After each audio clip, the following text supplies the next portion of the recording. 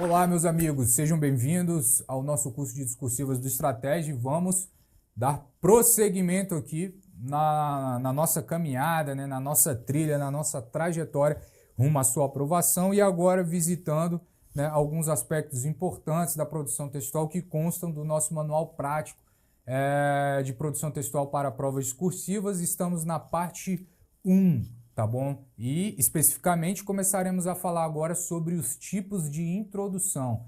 Entramos numa parte extremamente importante desse seu estudo para produzir um excelente texto na prova discursiva. Uma parte importante porque aqui muitas pessoas travam, pessoal. Aquela hora que o cara trava, não consegue sair das primeiras linhas, do primeiro parágrafo. Existem técnicas, existem metodologias, existem tipos de introduções que podem ser trabalhadas e, obviamente, que com muito treino você vai identificar aquela que vocês têm mais familiaridade, mais habilidade, que tem mais a ver também com o tema que foi apresentado pela banca e saber aplicá-las aí no momento correto, tá bom? Então vamos lá, vamos aqui começar essa parte extremamente importante do nosso curso, sobre os tipos de introdução. Bom, e estes aqui são os tipos de introdução que vocês verão na aula de hoje, pessoal. Falaremos sobre a introdução básica ou simples, que particularmente é uma das mais utilizadas aí na redação dissertativa argumentativa, gosto muito. A introdução roteiro, falaremos sobre a introdução parafraseada, falaremos sobre a introdução conceito, falaremos sobre a introdução por oposição, ou por contraposição também chamada. Falaremos aí da introdução por citação de jurisprudência, de entendimento doutrinário ou de diplomas legais. E falaremos também aqui, por fim, sobre a introdução por questionamento. A introdução por questionamento. Vamos lá. Bom, introdução básica ou simples, pessoal, consiste na apresentação sucinta da tese a ser abordada no texto ou do pressuposto sobre o qual se vai expor. Nós falamos na aula passada, pessoal, sobre os pontos semânticos do texto e nós falamos lá sobre o quê? Sobre a tese, sobre tema, sobre assunto, sobre tópicos, todos os pontos que compõem a estrutura conceitual do texto, que nós veremos em seguida o que seria essa estrutura conceitual. Mas inicialmente eu pedi a vocês que entendessem, compreendessem essa parte da distribuição dos pontos semânticos do texto.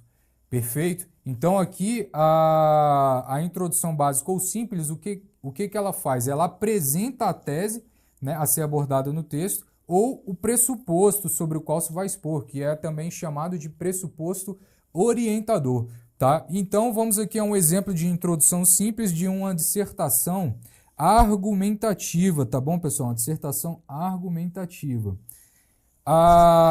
Então, vamos lá. As relações humanas vêm sofrendo uma mutação na vida contemporânea. Era um texto que pedia aí, que falava sobre as relações humanas e a vida contemporânea. Então, a gente já introduz aqui o nosso parágrafo citando o tema, apresentando o tema, não necessariamente com as mesmas palavras idênticas que estão no comando da questão, mas palavras, obviamente, que se relacionem e deixem claro ao examinador sobre o tema que você está abordando no seu texto, tá bom? Então vamos lá, as relações humanas vêm sofrendo uma mutação na vida contemporânea, ponto. Impulsionadas pelos avanços tecnológicos, as pessoas têm tido contatos muito mais instantâneos e teoricamente eficazes. Show de bola. Então aqui a gente já apresentou os nossos dois períodos aqui, e também apresentamos o nosso tema. Em seguida, pessoal, o que ele fala aqui, a definição desse tipo de introdução, o que ela fala? Que nós apresentaremos a nossa tese. Então aqui em seguida a gente apresenta a nossa tese. Tese nada mais é do que a apresentação do ponto de vista, da opinião do redator, tá? Conforme vimos na aula anterior. Então vamos lá. Qual é a opinião aqui no caso do redator? Toda essa evolução, porém, ocasiona um crescente distanciamento entre os seres humanos que prejudica muito as relações interpessoais. né? Então, olha só que bacana, pessoal. A gente apresenta aqui o tema, né? Uma espécie de realidade e aqui em seguida apresentamos o que? O ponto de vista do redator. O que o redator pensa? Que essa evolução ocasiona um crescente distanciamento entre os seres humanos que prejudica muito as relações interpessoais. Então, o dever de quem vai escrever esse texto com essa introdução vai ser o quê? Defender essa tese aqui. Eu tenho de apresentar argumentos que mostrem ao examinador, né, por que toda essa evolução acarreta aí um distanciamento entre os seres humanos e prejudica as relações interpessoais. Compreenderam aí, pessoal? Esse tipo de introdução nós chamamos de quê? Nós chamamos de a introdução básica ou simples, que nada mais é do que uma introdução que você apresenta o seu tema, em seguida você apresenta a sua tese, obviamente fazendo ali toda a parte de coesão do texto com os elementos coesivos. Que elementos coesivos seriam esses, pessoal? Ora, aí você vai ter de articulá-los dentro do seu texto em conformidade com aquilo que você quer falar. Nós vimos na aula passada os tipos de coesão, né, e disponibilizamos na nossa aula também uma tabela gigante de elementos textuais coesivos para você empregar no seu texto. Se você quiser fazer uma adição, uma contradição, uma concessão, colocar uma ideia de finalidade, né, todos os elementos que você pode utilizar no seu texto. Tá bom? Nós falaremos, obviamente, sobre alguns deles aqui durante a nossa apresentação. Vamos lá. Bom, e aqui a gente vai falar sobre a introdução simples, mas numa dissertação agora expositiva. Uma dissertação expositiva, tá? Não estaremos aqui abordando a dissertação argumentativa agora, estaremos numa dissertação expositiva.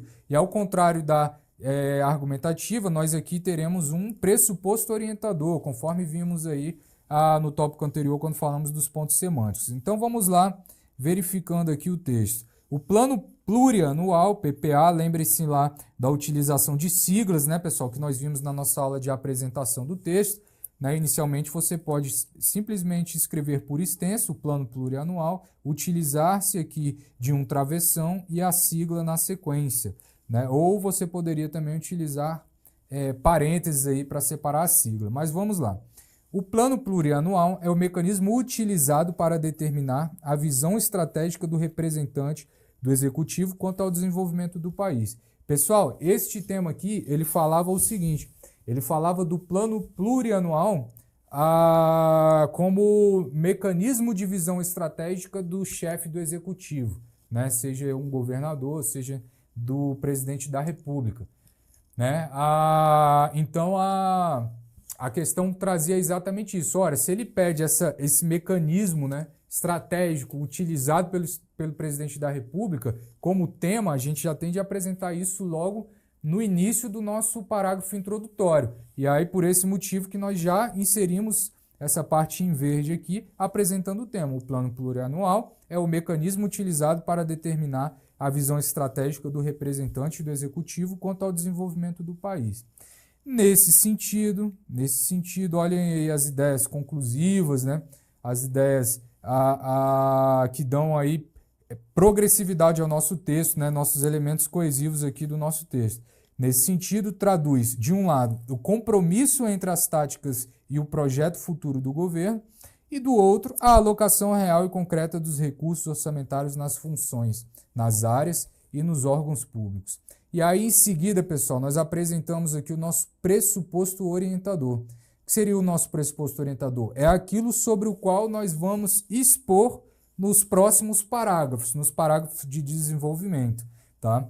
Esse instrumento, né, um pronome demonstrativo aqui, esse, né, com função anafórica, endofórica, né, anafórica para citar algo que está dentro do texto, e endofórico, que está antes, né, no texto, no período anteposto, né, ao emprego do pronome, e também endofórico por estar dentro do texto.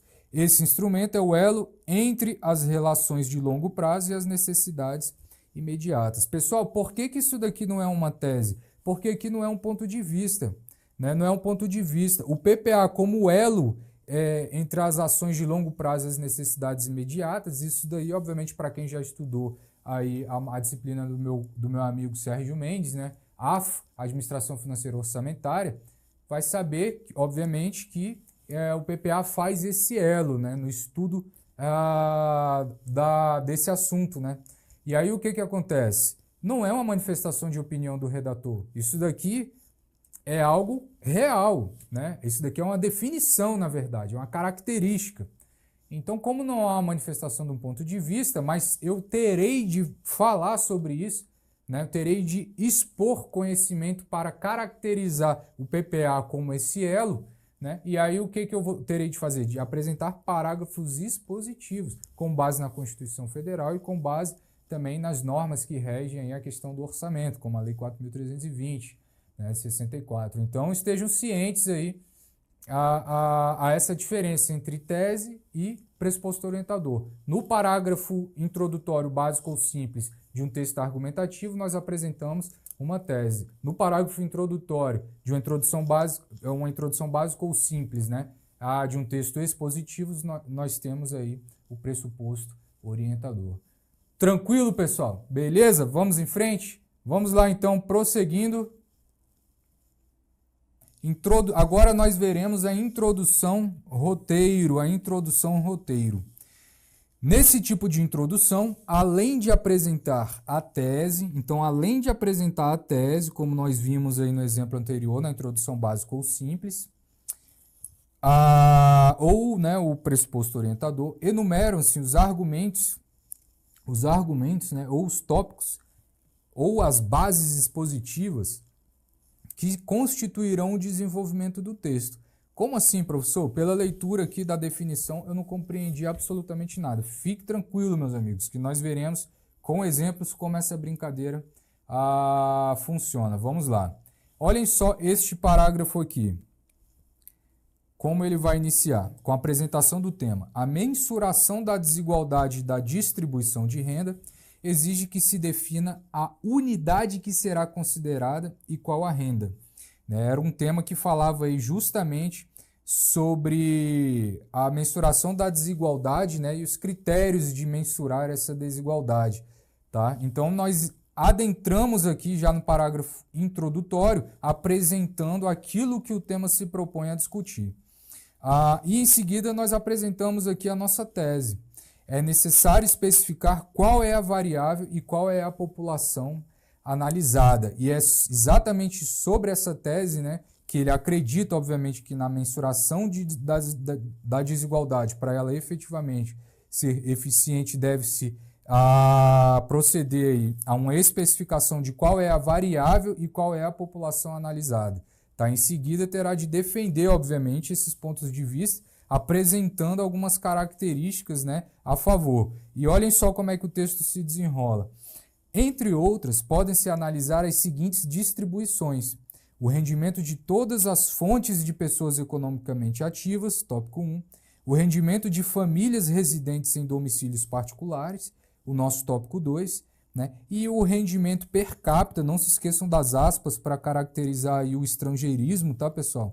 O rendimento per capita de pessoas de famílias residentes em domicílios particulares. E aí vocês devem estar me perguntando, professor, se tem a apresentação do tema, se tem a apresentação da tese, qual a diferença desse tipo de introdução para a introdução básica ou simples? Justamente daqui para frente, pessoal. A partir daqui nós temos a apresentação dos tópicos que serão abordados em cada um dos parágrafos de desenvolvimento. Tópico 1, tópico 2, tópico 3. Né? Então, pelo fato de eu ter elencado os tópicos que eu vou abordar nos próximos parágrafos, é justamente por esse motivo que essa introdução ela é denominada como introdução roteiro. Na própria introdução eu já mostro o roteiro que meu texto vai seguir. É uma introdução muito boa, sobretudo quando a gente tem, né, quando a banca fornece os tópicos ali para a gente. Entretanto, ela tem algo que me incomoda um pouco, que vocês têm de tomar muito cuidado, pessoal. Esse tipo de introdução tende a ficar um pouco grande, né? Tende a exceder ali a quantidade de linhas que eu julgo ser ideal para um parágrafo introdutório. 7, 8 linhas no máximo. tá? Mas funciona muito bem, já utilizei em concursos públicos, vejo alguns alunos utilizando também esse tipo de introdução e as notas vindo impecáveis. Então, se fizer, obviamente, com a devida correção, as bancas examinadoras gostam e gostam muito, tá bom? Vamos avançar. Bom, olhem só outro tipo aqui, outro exemplo, na verdade, de uma introdução ao roteiro. Vamos lá. Nesse tipo de introdução, além de apresentar a tese ou o pressuposto orientador, enumeram-se os argumentos, tópicos ou as bases expositivas que constituirão o desenvolvimento do texto. Então, aqui, o que a gente vai apresentar inicialmente? O assunto, né? O regime jurídico administrativo, que é o nosso assunto, é composto por uma série de prerrogativas e sujeições. Aí, em seguida, a gente vem com a apresentação do tema. Entre as suas prerrogativas encontram-se os poderes administrativos, que é o quê? O tema. Então percebam, pessoal, que lembram-se que o assunto era o mais genérico e a gente vai avançando gradativamente num grau de especificidade cada vez maior. Então temos aí, do assunto a gente pulou para o tema, né? Encontram-se os poderes administrativos, a exemplo dos poderes regulamentar, hierárquico e de polícia. E aí, em seguida, a gente vem com o nosso pressuposto orientador. O que seria o nosso pressuposto orientador? O poder de polícia é a atividade do Estado que consiste em limitar o exercício dos direitos individuais em benefício do interesse público. Então, percebam só, pessoal, que a gente vem fazendo uma cadeia, ó, de um assunto mais genérico, regime jurídico administrativo, a gente passa a bola para o nosso tema. Ora, eu não vou falar sobre regime jurídico administrativo de forma geral. Eu vou delimitar que o meu tema vai ser sobre poderes administrativos. E eu não vou falar sobre todos os poderes administrativos. Eu vou falar sobre qual? Sobre o poder de polícia. E aí a gente avança um pouquinho mais e entra aí no poder de polícia. Tá? Então, só mostrando para vocês essa progressividade textual que os pontos semânticos eles acarretam no texto, partindo do mais genérico assunto e indo para o mais específico, que é o tema, o pressuposto orientador. Tá bom? E aí, em seguida, né, a gente avança um pouquinho mais, porque como vamos falar do poder de polícia, a banca pedia os atributos do poder de polícia. Então, em seguida, a gente finaliza o nosso parágrafo apresentando os atributos que nós vamos abordar nos parágrafos subsequentes. Possui como atributos a discricionariedade, a autoexecutoriedade e a coercibilidade, pessoal, e a coercibilidade. Tá? Não se esqueçam que, se utilizar o artigo definido antes do primeiro tópico, utilizem ele em todos, tá? Para não quebrar o paralelismo sintático aqui do seu parágrafo. Beleza? Tranquilo? Bom, pessoal, espero que vocês estejam compreendendo aí. Agora vimos aqui a introdução ao roteiro. Veremos ainda mais um exemplo, tá? Então, eu acho que já deve estar claro para vocês que na introdução ao roteiro, que você deve fazer é fornecer o roteiro do seu texto ao examinador, né? Você apresenta o tema, apresenta a tese, o assunto não necessariamente, né? Nós vimos isso em aula anterior. E em seguida os tópicos que serão abordados. Tá? Sugiro que, se possível, você aborde um tópico em cada parágrafo de desenvolvimento. Tá? Entretanto, nem sempre isso vai ser possível. Tá? Às vezes você tem lá um tópico que aborda meramente um conceito, que em 2 linhas você mata ele rapidamente. Então você não vai apresentar um parágrafo de 2 linhas. Né? Então você pode ali juntar, né? Você pode concatenar o primeiro parágrafo de desenvolvimento com o segundo, né? O primeiro tópico com o segundo, e fazer um parágrafo só. E de repente explorar um pouco mais ali o terceiro tópico. Enfim, tudo depende, por isso que eu falo que não há uma fórmula mágica. Tudo depende de como os tópicos serão apresentados, ou se os tópicos não são nem apresentados, né? Quais os argumentos que você tem sobre aquele assunto. Então, tudo depende, e você utilizará a folha de rascunho para definir isso daí antes de desenvolver o seu texto. Perfeito? Vamos aqui a mais um exemplo. Olhem só. O controle de constitucionalidade, né? nosso tema, controle de constitucionalidade, é a verificação pelo Poder Judiciário da compatibilidade entre as normas infraconstitucionais e a Constituição. Perfeito, então apresentamos aqui, iniciamos o nosso texto fazendo aí uma definição, tá? Uma definição de controle de constitucionalidade. É a verificação pelo Poder Judiciário da compatibilidade entre as normas infraconstitucionais e a Constituição.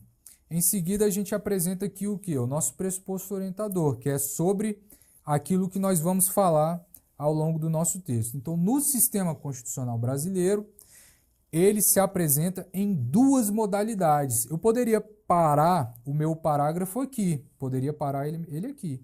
O que fica subtendido aí? Que eu vou elencar nos parágrafos subsequentes quais seriam essas duas modalidades. Entretanto, eu não vou deixar isso subtendido, eu quero deixar isso de forma expressa ao examinador. E como eu faço para deixar isso expressamente aqui no meu parágrafo introdutório, por meio da introdução, né, a roteiro? O que eu posso fazer? Em vez do ponto final, colocar esses dois pontos aqui, ó, no sistema constitucional brasileiro, ele se apresenta em duas modalidades, 2 pontos. O difuso, tópico 1, que eu vou abordar no meu primeiro parágrafo, e o concentrado, que é meu tópico 2, que eu vou abordar no meu segundo parágrafo de desenvolvimento. Perceberam aí, pessoal? Perceberam aí a diferença da introdução básica ou simples para a introdução roteiro? A introdução roteiro eu diria que é uma extensão ali da introdução básica ou simples. Mas tomem cuidado sempre, eu reitero aqui, com relação ao tamanho do parágrafo, para não fazer parágrafos introdutórios grandes demais, tá? Porque isso daí não é legal, porque você estendendo demais seu parágrafo introdutório, consequentemente, o que acontece? Você tem de reduzir, né, os seus parágrafos argumentativos ou expositivos, né? E aí o que acontece? Você vai aprofundar menos ali naquela discussão, né? Então,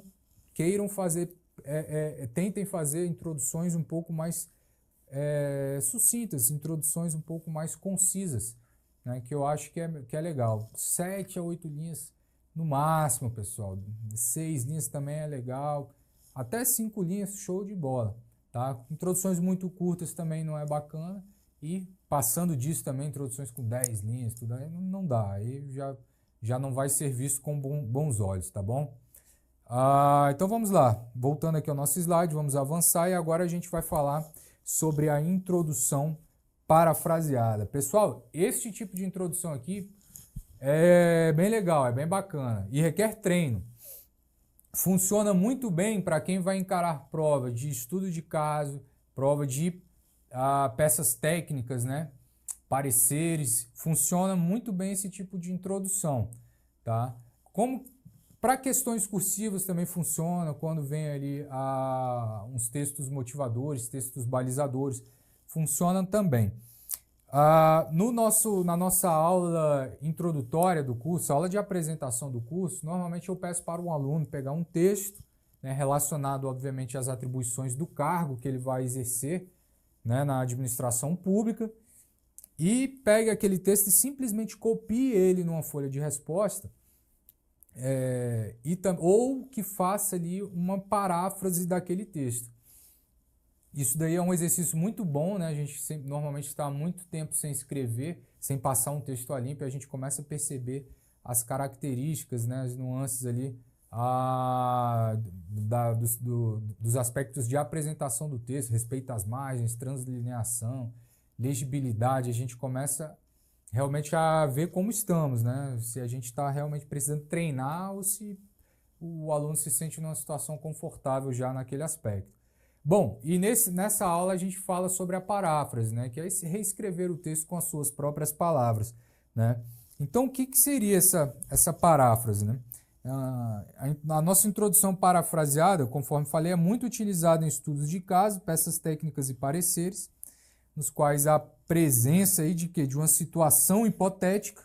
Na situação hipotética, nós veremos que os estudos de caso, né, e as peças técnicas, elas apresentam essa situação hipotética, diferentemente da questão discursiva, né? E aí você pode utilizar da paráfrase. Mas o que é paráfrase, professor? Trago aqui uma breve definição, que que a paráfrase é um recurso de interpretação textual que consiste na reformulação de um texto, trocando as palavras e expressões originais, mas mantendo a ideia central da informação. É um modo diferente de transmitir determinada mensagem que já foi dita anteriormente, alterando apenas algumas palavras por seus sinônimos, por exemplo. Em síntese, você pode também reescrever o texto com as suas próprias palavras. Então, pessoal, resumidamente é isso.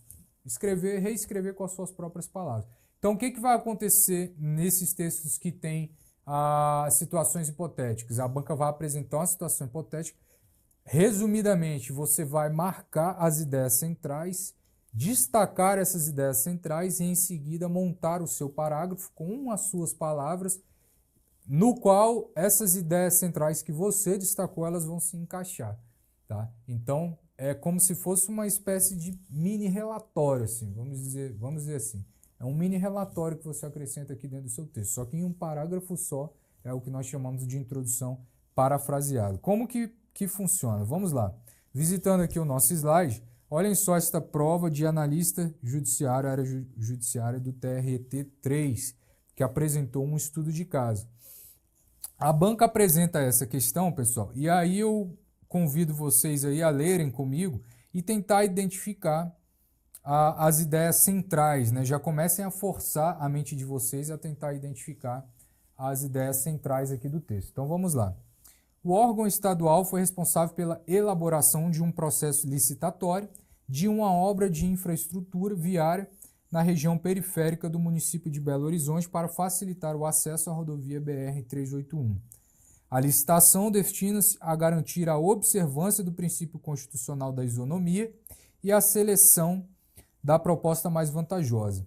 Após a abertura do processo de licitação, foi identificado o empate, ou seja, a igualdade de condições entre duas empresas de engenharia. Esse processo licitatório de execução da obra foi autorizado porque apresentava um projeto básico. No mesmo órgão estadual, pretende-se listar uma obra de construção de uma passarela utilizando carta convite, com valor estimado para a contratação de R$350 mil. Aí a banca terminou de contar a história aqui, pessoal. E aí o que ela vem? Responda fundamentadamente. Aí apresenta lá, tópico A, tópico B, tópico C. Entretanto, isso não interessa para nós aqui. O que a gente tem que fazer é, onde está a situação hipotética? A situação hipotética está daqui até aqui. Aqui se resume a situação hipotética.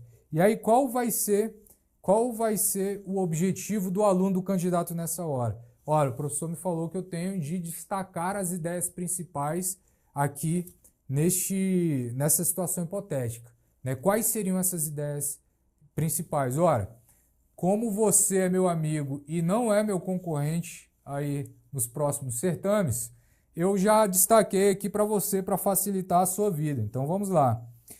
Ora, o que nós temos de saber aqui? Que estamos diante de um processo licitatório, né? Estamos diante de um processo licitatório, né?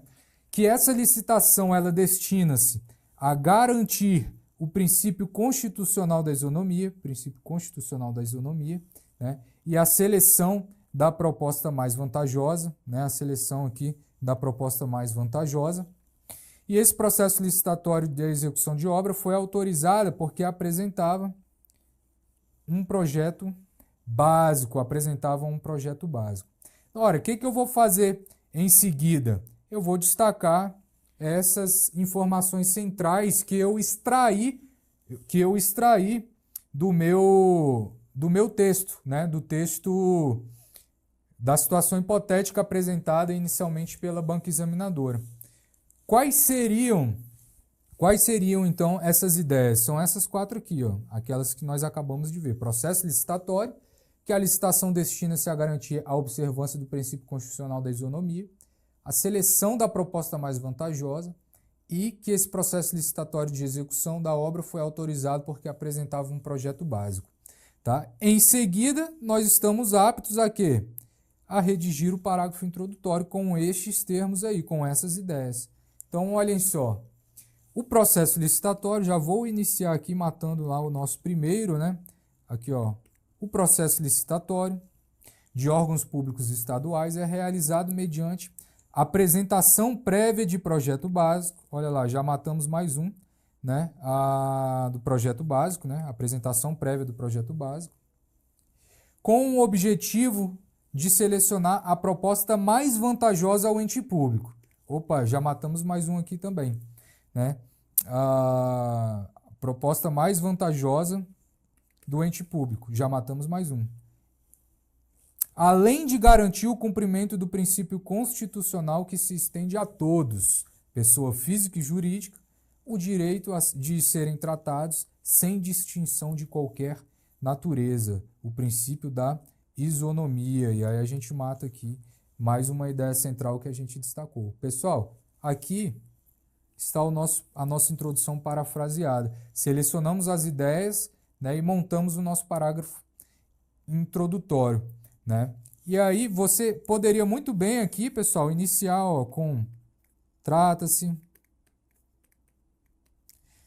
de processo licitatório de órgãos públicos estaduais, né? Ou o presente caso versa sobre, né, um procedimento licitatório. Enfim, você pode utilizar esses termos aqui para iniciar a sua introdução parafraseada e não necessariamente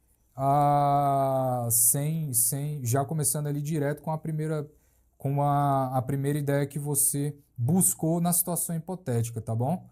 Bom, vamos ver aqui mais um exemplo. Aí meus companheiros aí que fizeram a última prova do Banco Central do Brasil, né, que também cobrou do candidato um estudo de caso aqui, obviamente para fins exemplificativos, né, pessoal? Só estamos fazendo esse exercício de pescar as ideias principais e como a gente monta essas introduções parafraseadas.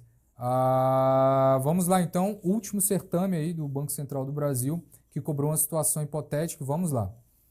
Considere que na tentativa de democratizar o crédito, o governo brasileiro, para facilitar o acesso a essa modalidade de obtenção de recursos dos microempreendedores com maior índice de geração de emprego e renda, cria um comitê interministerial para o acompanhamento da implantação das operações de microcrédito e o Conselho Monetário Nacional estabeleça que a fonte de recursos para financiar esse tipo de operações seja proveniente dos depósitos à vista mantidos em instituições financeiras. Então aqui nós temos a nossa situação hipotética.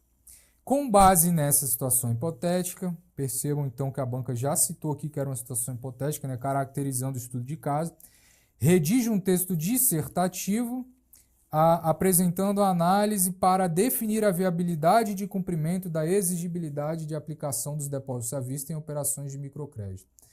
Pessoal, olhem só, aqui novamente nós estamos diante de uma introdução ou de uma situação hipotética. Quando vocês estiverem diante de uma situação hipotética, já pensem logo, opa, posso utilizar a minha introdução parafraseada. Como vocês são meus amigos e não serão meus concorrentes nas próximas provas, eu facilitei a vida de vocês e já destaquei aqui, né, quais seriam essas ideias principais. Vamos a elas. Bom, precisamos destacar aqui no nosso parágrafo introdutório, na nossa introdução parafraseada, né, que para facilitar o acesso a essa modalidade de crédito, né, aí que essa modalidade de crédito também de obtenção dos recursos dos microempreendedores, então aí é uma ideia só, né, facilitar o acesso dos microempreendedores, né, com maior índice de geração de emprego e renda, né? Então não são microempreendedores, né? Facilitar o acesso dos microempreendedores com maior índice de geração de emprego e renda e cria um comitê interministerial para acompanhamento de quê? Da implementação dessas operações de crédito. Mais uma ideia aqui, né? E que o Conselho Monetário Nacional estabeleça o quê? Que a fonte de recursos para financiar esse tipo de operações seja proveniente dos depósitos à vista. Né? Então, tem que colocar aqui na minha introdução, facilitar o acesso dos microempreendedores, maior índice de geração de emprego e renda, implantação das operações de microcrédito e que essa fonte de recursos, né, para financiar esse tipo de operação ela é proveniente de depósitos à vista. Então, estão aí as minhas ideias, né, que eu destaquei na situação hipotética e que eu utilizarei cada uma delas para quê? Para construir a minha introdução parafraseada. Então vamos lá. Conforme eu falei, né, no parágrafo anterior, eu posso iniciar. Trata-se de situação sobre a implantação de operações de microcrédito. Ora, já coloquei aqui, ó, implantação das operações de microcrédito. E aí vocês estão vendo, pessoal, que eu estou pegando a terceira ideia-chave. Aí eu já chamo a atenção de vocês. Professor, você não está seguindo a ordem das ideias ali que você colocou na sua introdução parafraseada. E na verdade, pessoal, é até aconselhável que você não as siga. Por quê? Porque como você está fazendo uma paráfrase, redigindo com as suas próprias palavras, é até interessante que você intercale isso daí. Sua primeira ideia central você pode colocar por último, né? A última você coloca no meio e aí você dá uma intercalada aí nessas ideias, justamente para facilitar esse processo de paráfrase, de utilizar a paráfrase no seu parágrafo introdutório. Beleza? Tranquilo? Então, voltando aqui ao nosso slide. Trata-se de situação sobre a implantação de operações de microcrédito pelo governo brasileiro para facilitar o acesso, né, de microempreendedores. Então, aqui, ó, facilitar o acesso de microempreendedores com maior índice de geração de emprego e renda. Maior índice de geração de emprego e renda. E há recursos financeiros. Para financiar essas operações, estabeleceram-se como fonte de recursos os depósitos à vista mantidos em instituições financeiras. Né? E aqui eu exploro a minha última ideia que eu destaquei no meu texto. Perceberam aí, pessoal? Perceberam como é que a introdução parafraseada funciona? Né? Não tem mistério, né, pessoal? É muito simples. O pessoal fala em parecer, estudo de caso, peça técnica, oh meu Deus. Pessoal, extremamente simples. Você treinando isso daqui, você vai voar lá no dia da prova, né? Então, treinem, obviamente, exaustivamente para fazerem esses tipos de introdução parafraseada cada vez mais rápido, né? Por quê? Porque lá no dia da prova, pô, começou a prova, já bateu o olho, situação hipotética, já começa a destacar as ideias principais, já monta sua introdução e manda bala, você já ganha um tempo enorme se você tiver treinado para isso, tá bom? Então vamos avançar aqui. Agora falaremos sobre a introdução conceito, um novo tipo de introdução que, como o próprio nome diz, né, apresenta-se a definição de um conceito logo no parágrafo introdutório. Então, em uma prova, pessoal, cujo tema central seja imunidade tributária, pode-se definir esse instituto jurídico logo no parágrafo introdutório. Então, a introdução conceito, ela nada mais vai fazer do que o quê?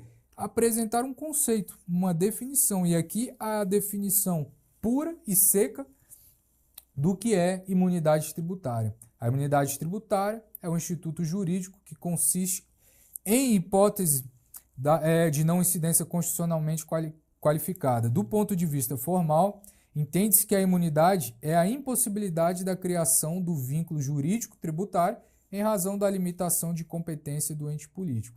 Já do ponto de vista material, a imunidade concede aos seus destinatários direito público subjetivo de não ser tributado. Pessoal, e aqui eu chamo a atenção de vocês. Essa introdução conceito, né, muitas vezes ela é utilizada inconscientemente pelos candidatos. Como assim, professor? Muitas vezes uma banca apresenta lá um texto, aí coloca tópico A, tópico B, tópico C, né, para ser abordado. E aí o tópico A, o que ele faz? Ele solicita do candidato um conceito, né? Um conceito. Né? Então imaginem lá que numa prova da pessoal da área policial, da área penal, peça lá, fale sobre um crime, obviamente, e aí no tópico A coloca lá conceito de furto qualificado. Né? Aí o que você vai fazer? Você vai fazer uma introdução para em seguida falar sobre o conceito de furto? Você já pode introduzir o seu texto mandando bala no conceito. Esse é um tipo de introdução, introdução conceito. Você já inicia o seu texto apresentando uma introdução e já matando o tópico 1, né, que foi apresentado pela banca. Então também pode ser utilizado quando há tópicos. Quando não há tópicos, mesmo assim, se um tema né, se um tema, para esse tema, né, realmente haja aí algum conceito, né, relacionado que você possa já iniciar o seu texto abordando, pode fazer isso perfeitamente, pessoal, tá bom? Então é um tipo de introdução bastante utilizada em concursos públicos também. Voltando aqui ao nosso slide. Agora a gente vai falar sobre a introdução por oposição. Particularmente, eu gosto bastante, pessoal. O que seria isso?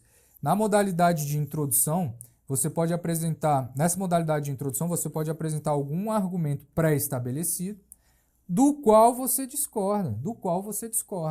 Em seguida, confronta-o por meio de outro argumento que julga ser mais persuasivo, confrontando, negando ou corrigindo. Pessoal, basicamente funciona assim. Você apresenta um pensamento, né? Um argumento, um pensamento, e em seguida, só que você não é a favor daquele pensamento, você é a favor de outra linha de pensamento. Então, o que você faz? Você apresenta esse primeiro e em seguida você contrapõe esse primeiro, você apresenta um contra-argumento, uma contra-argumentação. Por isso que esse tipo de introdução é chamada de quê?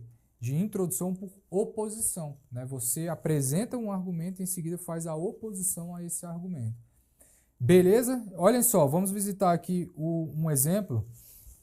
O aborto apresenta-se como possível solução para a gravidez indesejada e evita que uma criança nasça em meio a graves problemas familiares. Isso daqui foi uma prova de redação que falava sobre o aborto, né? Se o candidato é contra ou a favor, e questionava também a utilização de métodos anticoncepcionais, e aí em seguida o candidato escreve assim: entretanto, né, então percebo que a gente apresenta aqui um argumento e inicia a contraposição a esse argumento. Então, entretanto, contudo, no entanto, mas, porém, né, há soluções mais responsáveis e eficazes de preveni-la, tais como os métodos anticoncepcionais.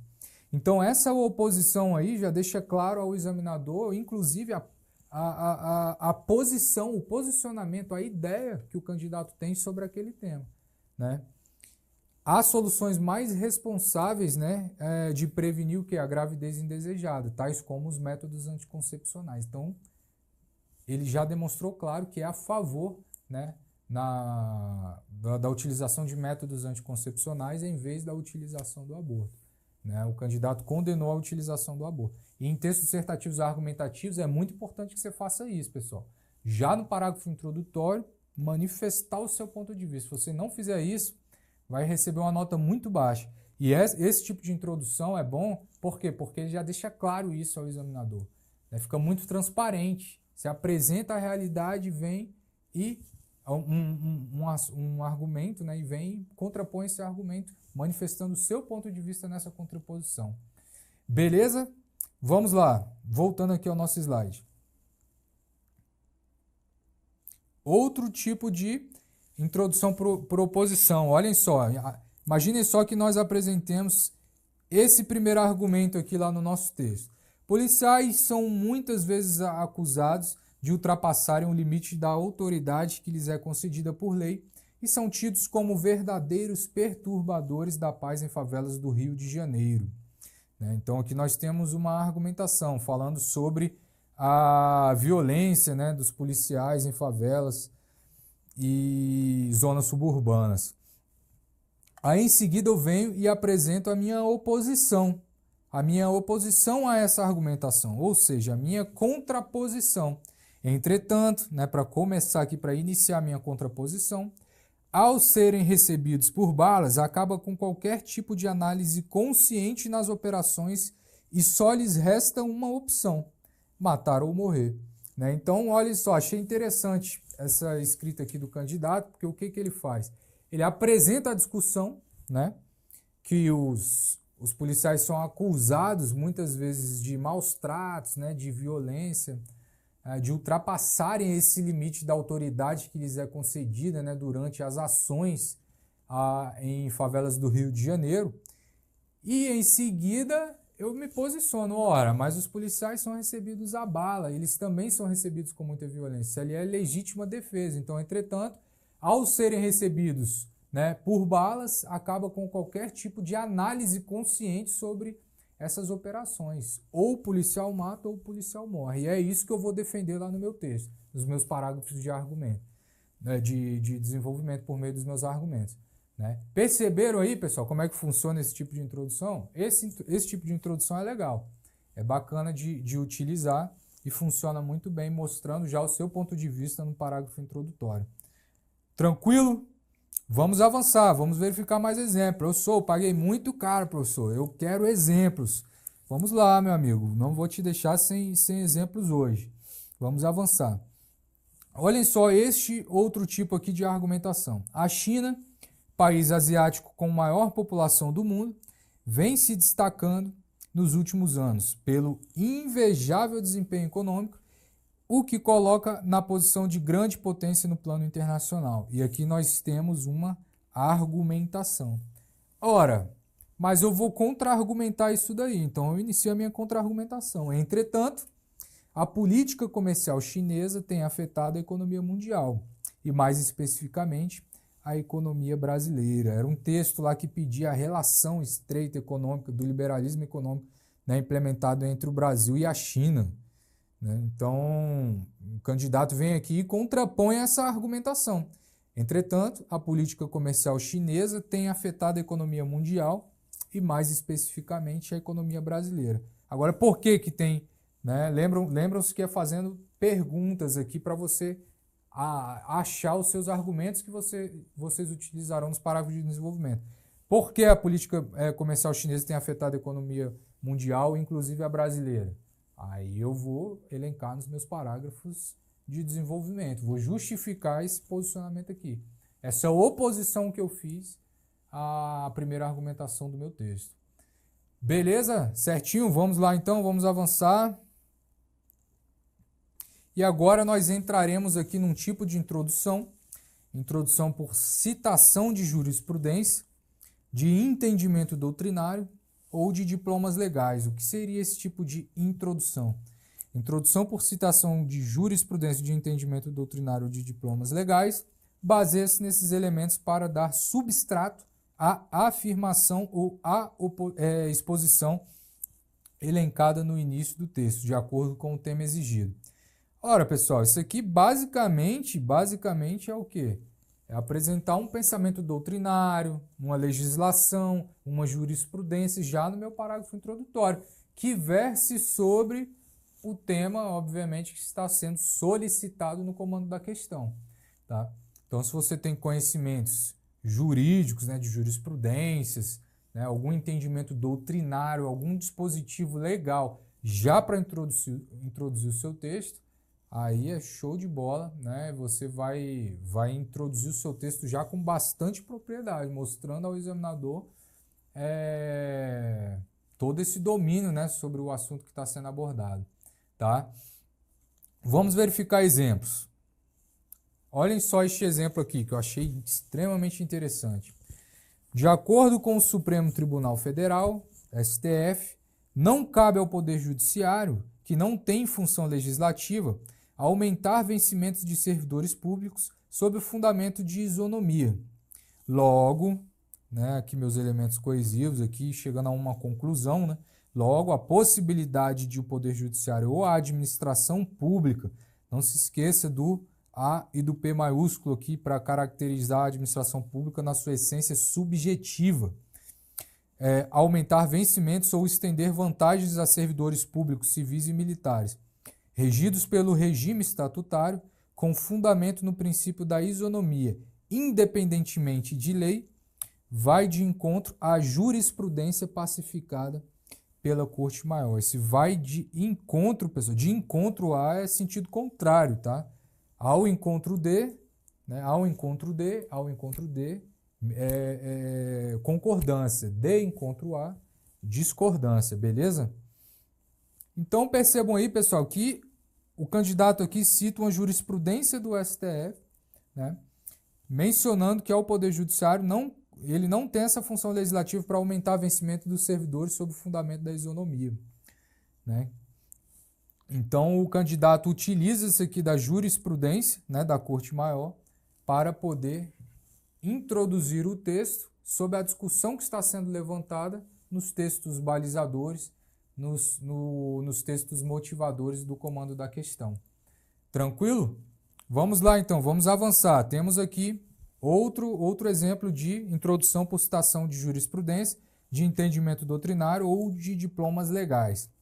Segundo o entendimento da doutrina dominante, já referendado pelo Supremo Tribunal Federal, o sistema tributário brasileiro possui 5 espécies de tributos: impostos, taxas, contribuições de melhoria, empréstimos compulsórios e contribuições especiais. Pessoal, vocês perceberam que aqui eu tenho os meus tópicos que serão abordados nos parágrafos de desenvolvimento, né? Isso daqui também seria uma espécie de quê? De introdução ao roteiro, né? Porque eu estou mostrando ao examinador essas espécies de tributos que serão abordados nos parágrafos 5 sequentes.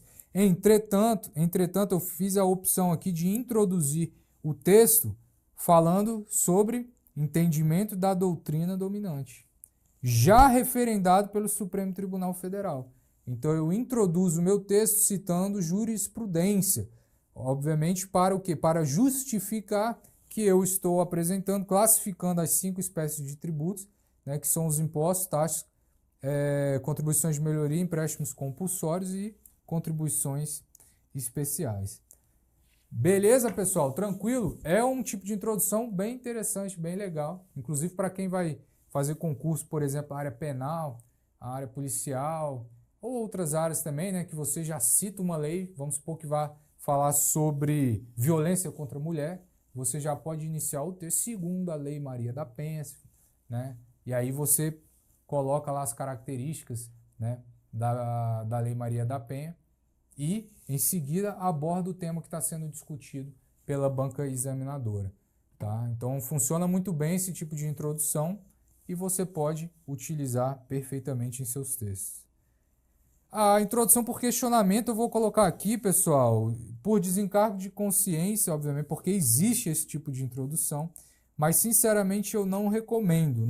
Por que eu resolvi colocar? Porque eu recebo muitas perguntas de gente falando isso. Professor, posso introduzir o meu texto por meio de uma pergunta? Olha, pessoal, eu já vi gente introduzindo assim, com perguntas e ganhando boas notas, né? Então, não vou dizer que não pode. Eu recomendo? Não recomendo, não gosto não. Acho que é o tipo de introdução que vale mais, sabe para quê? Para provas de vestibulares. Provas de vestibulares, de universidades, aí eu acho que cai bem. Mas para fins de concurso público, não acho legal não. Entretanto, vamos visitar aqui, obviamente, né? Eu nunca gosto de proibir o aluno de nada, né? Obviamente, se você, porventura, optar, né, e vai ganhar boas notas se fizer bem feito, assim como outros alunos ganharam, eu vou te mostrar aqui a forma de fazer isso. Vamos lá. Nesse tipo de introdução, o autor se utiliza do questionamento como forma de promover a reflexão do leitor. Vale destacar que a resposta ao questionamento deve ser apresentada ao longo do texto. Então, olhem só este exemplo. No Brasil, as mulheres sofrem cada vez mais com a violência doméstica. Por esse motivo, pessoal, só fazendo uma pausa aqui, vocês lembram que lá no nosso tópico que falava sobre as formas de despertar o interesse do leitor, né, do examinador, era justamente delimitar lugar e delimitar período? A gente falava em delimitação de lugar, delimitação de período, delimitação de segmento também. Olhem só este exemplo. Olhem aqui a delimitação de lugar, olhem aqui a delimitação de período, né, para deixar o texto um pouquinho mais rico. Então, a gente percebam que aquelas características que vimos lá atrás, elas vão sendo aplicadas aqui a partir de agora no nosso curso. No Brasil, as mulheres sofrem cada vez mais com a violência doméstica.